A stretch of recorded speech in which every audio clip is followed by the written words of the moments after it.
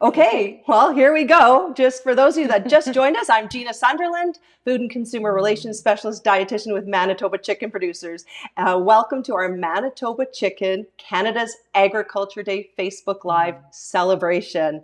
This is a wonderful opportunity for people to learn more about that important connection of where their food comes from and those very special, important people that produce the food for us.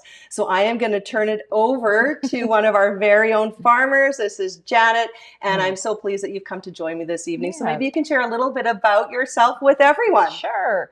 Hi, I'm Janet, and I am a farmer, third generation from southeastern Manitoba. And yeah, I feel like I've always lived on the farm. I grew up there. My parents bought the farm in the 60s. My grandparents initially bought it in the 40s. Wow. And yeah, me and my husband bought it in 1998. So lived the life on the farm so far. That is just such an incredible legacy. So your earliest memories are on that chicken farm that I had the wonderful opportunity to visit. Well, we have, that's a great story. We have an exciting agenda this evening.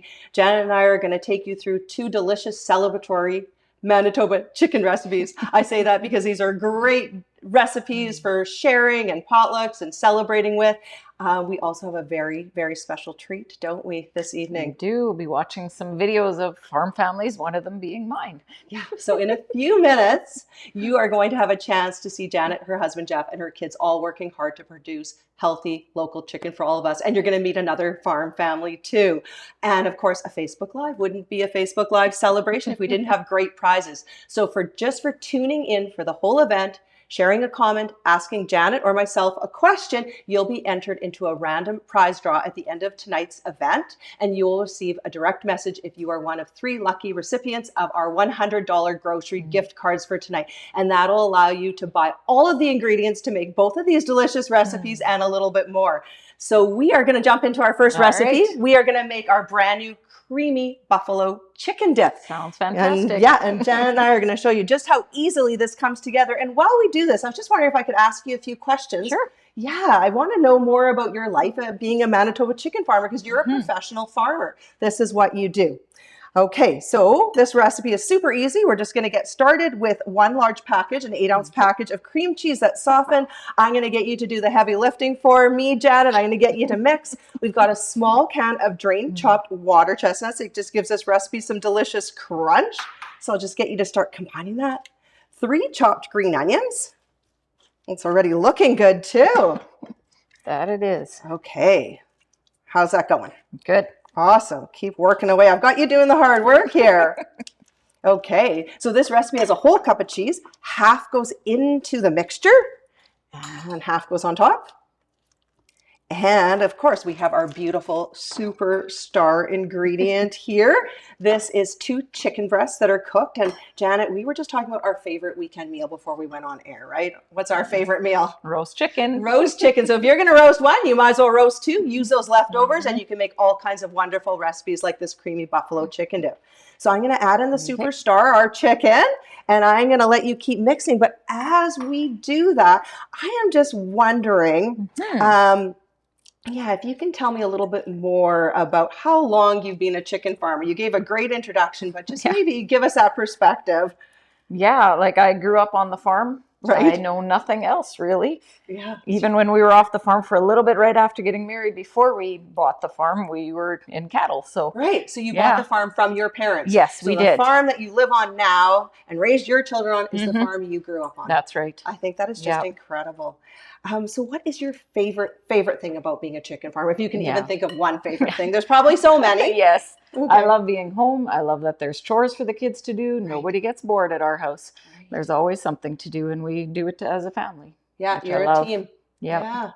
Yeah, and I think you said something to me too, that one of the things that you loved when you were a child growing up on the farm is you'd get home from school. And my parents were always there. I love that. You came home and you weren't coming home to an empty house. You were coming home to a vibrant farm. Yes. And like you said, there was always something to do. You were always part of that. Yes. That's amazing. And your children have had the same experience. Yes. Yeah. And my grandbabies now too. Oh, they love being in the barn with the chickens. They are just beautiful. And people are going to have a chance to meet them in just a moment. Yeah. They are beautiful. Okay. Well, this would not be a buffalo chicken dip if we didn't have a little bit of hot sauce. So a 1/4 cup of hot sauce. Yeah.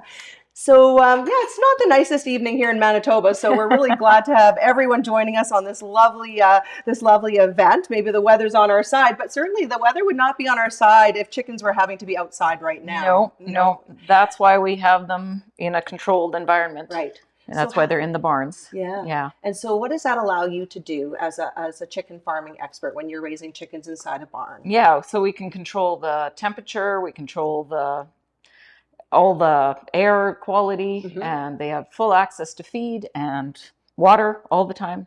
Right. As much as they want. Right. And you can really monitor them, right? Yes. You have control, Yeah. seeing exactly, and just by going in that barn, right? You know if they're happy and healthy, Yes. right? Yes. So you walk through that barn several times a day. Do. Yep. Excellent. And so when we go into the grocery store, there's different labels on different food, and sometimes it says grain-fed on packaged chickens, Right. and sometimes it doesn't. But what do chickens eat? Maybe you can share that with everyone. They're all grain-fed. Perfect. Thank you. So we don't have to look for that label because we know they're all fed a healthy, grain-based, balanced diet. Yeah. And that's why the chickens grow so well, right? That is right. So, there's all kinds of information about agriculture out there. We're trying to get out really credible, accurate agriculture information for everyone because that's so important. Yes. And that is, we are very lucky here in Canada. That's why we're celebrating Canada's agriculture today and farmers like you that provide us with that healthy food year round. But there is misinformation out there. What would you say is one of the biggest myths that you'd like to dispel for everyone? There are no hormones or steroids in any of the chicken feed. And there hasn't been since the 60s. It's been illegal.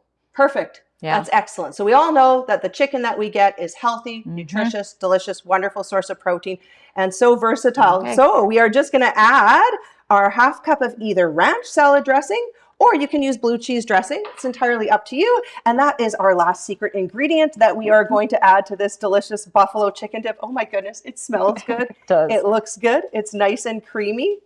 And this is something that, with whether you're watching curling or hockey or any kind of sports or just going to a family gathering, this is a delicious, delicious dip or snack to bring. Okay, so I'm going to hold this up. I'm going to let you add that to the bowl.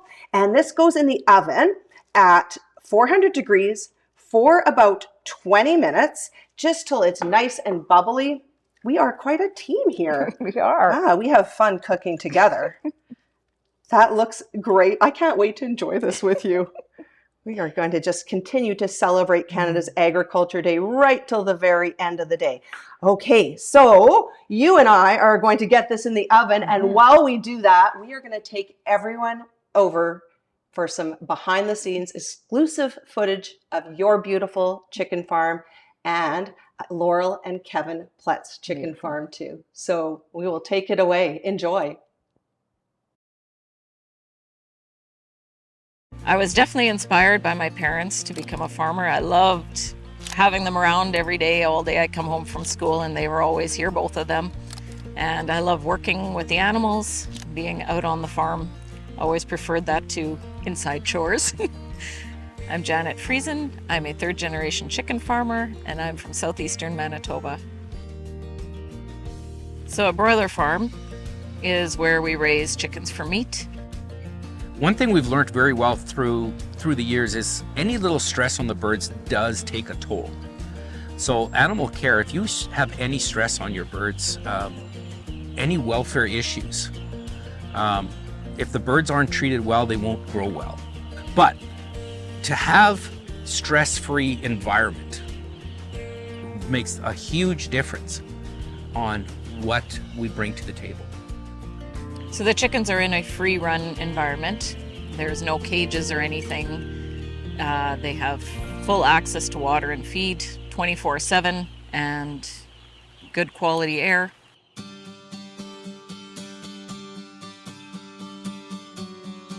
When it's hot and adverse weather, you need to be home. And so when warm weather comes, we're not at the lake and not at the beach. We're here taking care of our birds. So being home is key. I think agriculture has a very bright future, and I look forward to possibly one day seeing one of my kids take over the farm, or one of my grandkids, who knows, and continuing it with my grandbabies. That would be 5th generation. So it's a beautiful legacy.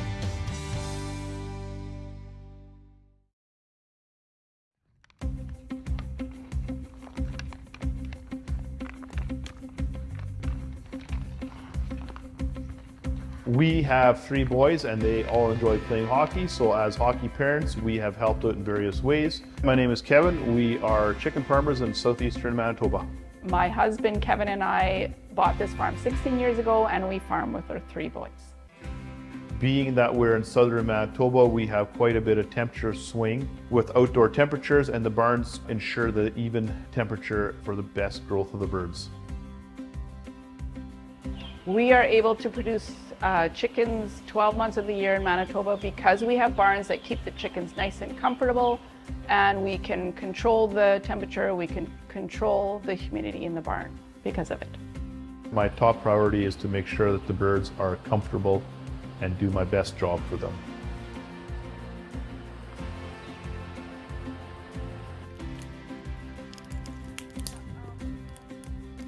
What I enjoy most about the farming lifestyle is that we're able to be in the country.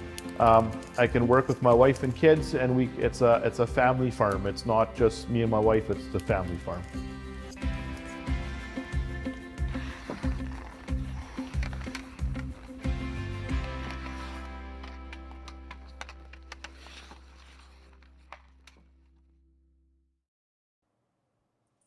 Well, that was simply beautiful. It brings Thank back you. such incredible memories of that day at your farm and meeting your family and seeing you work in the barn and seeing all the knowledge and expertise you have and just the beautiful space that you have. Thank you. Yeah, we like to Yeah. think of that. I've said to you, I feel like your farm is just this beautiful little piece of paradise, and it is. You Yeah. can see how your kids just love being there, and the grandkids and the berries in the Yes. summer. Oh, just so, so lovely. And it was wonderful as well to see the Plutz farm and see that incredible full-size hockey rink. So I hope everyone enjoyed meeting a couple of our amazing Manitoba chicken farm families. So yeah, we are back making our second recipe of the evening, and this one is equally as delicious. It's our chicken onion balsamic pizza, and this comes together super easily too. And another amazing way to repurpose that Yes. leftover chicken. So you can use already bought pizza shells, or you can use your own dough, but you want to use a baked shell for this recipe. And there is a nice little secret ingredient. What we were talking about, how much we love this. The caramelized onions. Yeah, Fantastic. so it's worth every minute. So Janet and I whipped these caramelized onions up before the event tonight, and they still smell great. So it's 1 red onion. And before we spread it on here, I just want to show you, this is how I like to cut them. So we cut them nice and thin, kind of like little ribbons, and then they cook down nice and evenly. So a little bit of oil in the pan on medium heat. They need to cook down for about 7 minutes. There's a little bit of pepper, a little bit of salt. And once they've reduced, I'm going to get you to start spreading these on our pizza crust here. Once the onions have reduced down about 7 minutes, it's so worth it. Then we just add a tablespoon of balsamic vinegar, and it brings out a lot of flavor. So this is a neat recipe because it doesn't have your typical tomato sauce, but I can assure you that these onions make it just oh so delicious. Thank you. That looks perfect. Okay, so the next thing that we are going to add to this pizza, and we just keep layering the flavors on with this recipe, is again our superstar ingredient. So yeah, this time we've shredded chicken, leftover chicken, and it's about a cup or cup and a half, depending on how heavy you like it. We certainly love our beautiful Manitoba chicken. Such an amazing source of protein, a great source of iron, zinc, so many nutrients. And protein is so important for everyone, from growing children to, elderly people. So important for building those healthy cells, maintaining lean body mass. And we're so lucky that we have access to it year round, thanks to people like you that work so hard. Okay, so we're just going to continue to build the flavor. Right on. We got a cup of our mozzarella cheese here. Gotta have cheese on a pizza. Oh, yes. Yeah. Chicken and cheese, and it's just all so good. And then this is half a cup of smoked Gouda. Now you can use your other favorite cheese. It can be regular Gouda, it can be cheddar cheese. Smoked Gouda adds a really neat, unique flavor, kind of almost a little bit gourmet. And then we've got a teaspoon of fresh thyme. If you don't have fresh, you can use half a teaspoon of dried. I'm gonna get you to add that. And then the last ingredient that we add to this pizza is prosciutto. And I'm showing you this because I've cut them into what I call little thin ribbons. So prosciutto can be a little tricky to work with. So my secret is roll it and then just sort of slice it at an angle. And then voila, You've that. got your beautiful little prosciutto ribbons that go right on top, and then they crisp up. They have a similar flavor to bacon, but it's very nice and lean. Oh my goodness, you and I are going to have some snacking Oh, to yeah. do. We're going to be celebrating Canada's Agriculture Day for a while, hey? Yeah. This just looks so good. It smells so It good. does. Well, it has been just such a pleasure cooking with you and learning even more about chicken farming from you. And now, one of my favorite parts about a Facebook Live is opening up the floor to questions, and we can find out what kinds of questions people have for us. All right. We've had a few questions about the chickens themselves. What's the difference between free run and free range? Perfect. Well, you are Yeah. the expert to answer that question. The difference between free run and free range. So free run is where they're in the barn. They're in a confined barn. They're safe and secure inside, whereas free range would be outside. Right. Yeah. And I would imagine that on an evening like tonight, there wouldn't be too many chickens that would want to go outside the barn. They're happy with free run. Right. And also, they're, like you said earlier, they're safe, right? It Yes. keeps them safe Yes. From predators. Coyotes and foxes. Right. We're not the only ones that like to eat chicken. Nope. That's right. So that's great that you can keep them safe, protect them from disease, control their environment, make sure they always have access to that feed and water. So yeah. So that is a free run system, and it's completely cage free. There's never, as people can see from the videos. Perfect. That's an excellent question. Somebody was asking what temperature the barns have to be. When we start, they start at 92 degrees Fahrenheit, and we use Fahrenheit because it's more specific. Okay. And yeah, it slowly goes down as the birds get older. Okay.